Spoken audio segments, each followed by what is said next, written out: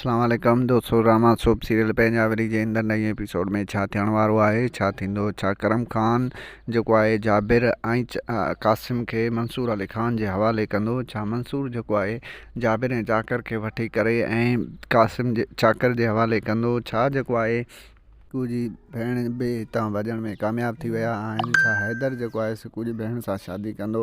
इन तफ़सीलात ॼाणण खां पहिरियां जेकॾहिं तव्हां असांजे चैनल ते नवां आहियो त महिरबानी करे असांजे चैनल खे सब्सक्राइब कंदा त जीअं हर ईंदड़ नई ख़बर ॿाहिरनि ताईं पहुची सघे। दोस्तों हलूं था ड्रामे जी तरफ़। दोस्तों ड्रामा सोप सीरियल पंजाबी जे ईंदड़ नई एपिसोड में तमामु घणो मज़ो थियण वारो आहे। दोस्तों तव्हांखे ॿुधाईंदो हलां त जेको आहे रईस करम खान कॾहिं बि जाबिर ऐं जेको आहे कासिम खे हाली फ़िलहालु रईस मंसूर अली ख़ान या चाकर खान जे हवाले करण लाइ तयारु न हूंदो। उहो चवंदो त ॻाल्हियूं कंदासीं ऐं ॻाल्हियुनि ज़रिए जेकॾहिं जेको आहे मुनासिबु ॻाल्हियूं थियूं ऐं जेको आहे पोइ जेको आहे कासिम ऐं जाबिर खे उन जे हवाले कंदुसि, पर ईअं हरगिज़ ॾाढी मुड़सी त कॾहिं बि मां उन जे हवाले उनखे न कंदुसि। ऐं होॾों मंसूर अली ख़ान बि चाकर खान खे वाज़े चई छॾींदो त मां तव्हांजे करे जेको आहे असां पाण में करम खान ऐं मां जेको आहे पाण में कोन विड़ी सघंदासीं, छो जो असां पुराणा दोस्त बि आहियूं हिक ॿिए जा।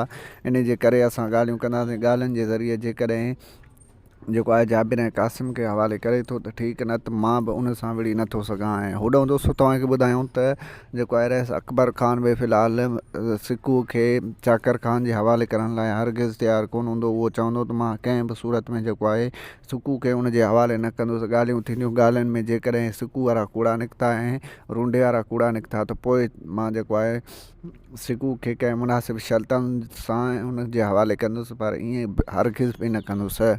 ऐं होॾों दोस्तों तव्हांखे ॿुधायूं त सांवल खे जॾहिं इहा ख़बर पवंदी त सिकू जे घर वारा हितां निकिरण में कामयाबु थी विया आहिनि त सांवल जे मुंहं में कुझु बि न रहंदो। सांवल खान एॾो गुस्से में अची वेंदो जो जेको आहे पंहिंजनि ऐं परावनि जी शनाख़्त ख़तमु थी वेंदा ऐं चाकर खान ते बि गुसो करे वेंदो त चाकर खान तव्हां मूंखे सब्र करण जी तलक़ीन कई, हाणे त जेको आहे मुंहिंजी इज़त में कुझु बि न बचियो आहे। पहिरियां जेको आहे हैदर लाइ जेको आहे सुहिणी जो रिश्तो हुयो उहा भॼी वई ऐं पोइ हाणे जेको आहे सिकू जी भेण भॼी वई, हाणे असांजे मुंहं में छा रहियो आहे।